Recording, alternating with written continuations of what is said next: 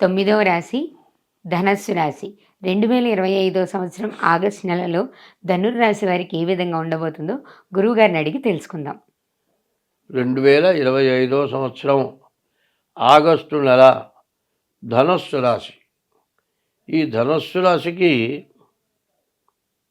అర్ధాష్టమ శని, 4వ శని ఉన్నాడు. ఈ శని పూర్తిగా నష్టపరిచేవాడే, ఎటువంటి లాభాన్ని చేకూర్చేవాడు కాదు. అయితే ఒక్క శనిగాక రవి కేతువులు, ఈ 3 గ్రహాలు బాగాలేవు. అయితే బాగున్న గ్రహాలు ఏంటంటే రాహువు, గురువు, బుధుడు, శుక్రుడు, కుజుడు, వీళ్ళందరూ కూడా బాగున్నారు. ఈ రాశి వాళ్ళకి చెప్పాలి అంటే తులారాశి తర్వాత ధనస్సు రాశి కొంతవరకు బాగున్నది. అయితే ఇక్కడ శని అర్ధాష్టమంలో మీనంలో ఉన్న శని వక్రించాడు కాబట్టి 3కి వచ్చిన ఫలితం కూడా చూపించడానికి అవకాశం ఉంది. అయితే 3 ఉన్న ఫలితం మంచిగానే ఉంటుంది. కాబట్టి రాశివాళ్ళు ఎప్పుడైనా సరేనండి, వ్యాధి వచ్చిన వాడు మందు ఇన్ని రోజులు వాడుకోమంటాడు. 3 వంతులు వాడేటప్పుడే తగ్గిపోయింది దానికొని ఆ స్కీమ్ వాడకపోతే మాత్రం మళ్ళీ మొదటికి వస్తుంది. కాబట్టి ఈ రాశి వాళ్ళకి పూర్తిగా బాగుండనటువంటి జాతకం మళ్ళీ కొంత మంచి దారికి వచ్చింది. అర్ధాష్టమంలో శని ఉన్నాడు. ఈ శనిని తప్పించుకోవాలి అంటే మాత్రం శనిని పూజించే వాళ్ళని ఎప్పుడు కూడా శని నష్టపరచడు. ప్రతిరోజు నవగ్రహాల గుడికి వెళ్ళి ప్రదక్షిణ చేయటం, ఈశ్వరుడికి ప్రదక్షిణ చేయటం, శనివారం శనికి అభిషేకం చేయించుకోవటం, శనికి 19,000 శని మంత్ర జపం చేయించుకొని నల్ల నువ్వులు దానం ఇవ్వటం, ఇది కాక డేట్ ఆఫ్ బర్త్ ద్వారా మీ జాతకం చూపించుకోవటం, ఇది చాలా అవసరం. ఇట్లా చేసినట్లయితేనే మీ జాతకానికి అన్ని విధాలా మంచి జరుగుతుంది. కాబట్టి ఈ రాశి వాళ్ళు ఎంత జాగ్రత్త పడితే అంత మంచిది. డేట్ ఆఫ్ బర్త్ ద్వారానే కాదండి, ఇప్పుడు జరుగుతుంది ఏమిటంటే ప్రతి వ్యక్తి కూడా తినే ఆహారంలో కానీ, కట్టుకునే గుడ్డలో కానీ, ఇంట్లో వాడుకునేటువంటి వస్తువుల్లో కానీ ఒక రకం కాదు, చిన్న దగ్గర నుంచి హై క్లాస్ వరకు ఉన్నాయన్నీ. వీటిల్లో పెట్టేటువంటి ఖర్చుల వల్ల బంగారం కొనుక్కుంటే పర్వాలేదు, డబ్బు బ్యాంకులో వేసుకుంటే పర్వాలేదు, గుడ్డల్లోనూ విపరీతమైన ఖర్చు అవుతుంది.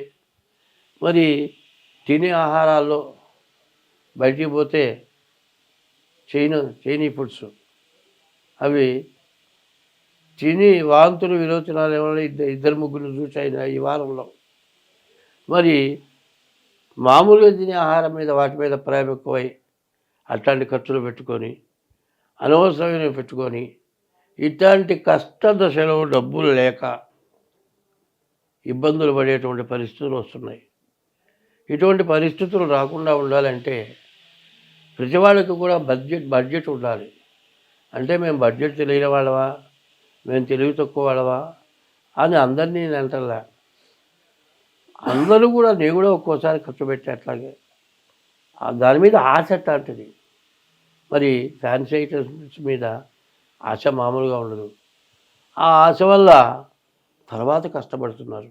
అట్లాగే ప్రతి దాంట్లో ఒక బడ్జెట్, నిలవలో ఒక బడ్జెట్ ఖచ్చితంగా ఉండాలి, దాన్ని ముట్టుకోకుండా ఉండాలి.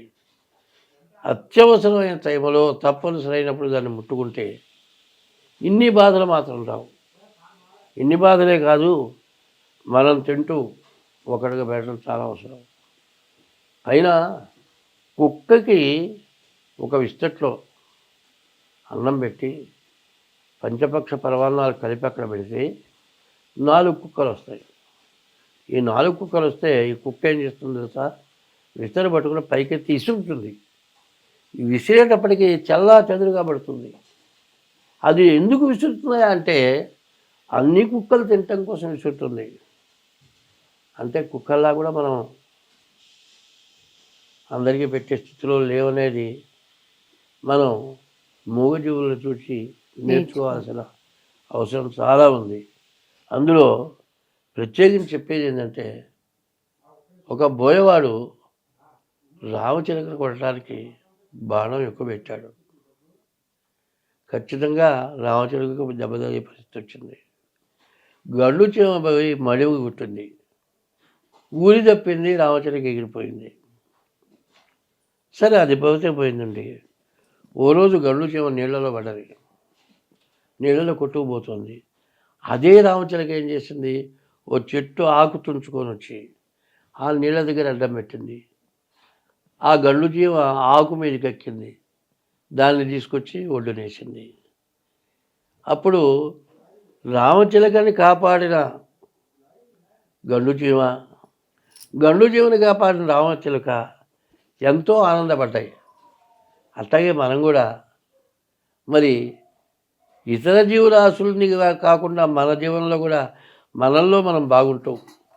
మూగజీవాల యొక్క ఆలోచన, వాటి శక్తి సామర్థ్యాలు వాళ్ళ పిల్లలకి స్కూలు పాఠాల్లో ఎల్కేజీ పిల్లలకి టీవీలో చూపిస్తున్నారు ఇట్లాంటి పాఠాలు. వాళ్ళకి ఎంత జ్ఞానం కలుగుతుందో చూడండి. ఇవాళ మనం ఎంత అజ్ఞానంలో ఉన్నామో చూడండి. కాబట్టి ఈ రాశి వాళ్ళు ముందు ముఖ్యంగా శనికి జపం చేయించుకోవడం చాలా అవసరం. డేట్ ఆఫ్ బర్త్ ద్వారా జాతకం చూపించుకోవడం అవసరం. ఇట్లా చేస్తే మీరు అన్ని విధాలా బాగుంటారు. స్వస్తి. ధన్యవాదాలు గురువుగారు.